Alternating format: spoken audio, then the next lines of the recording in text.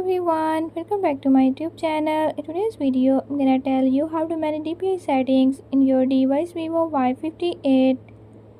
In this video, I'm going to show you how to change DPI settings.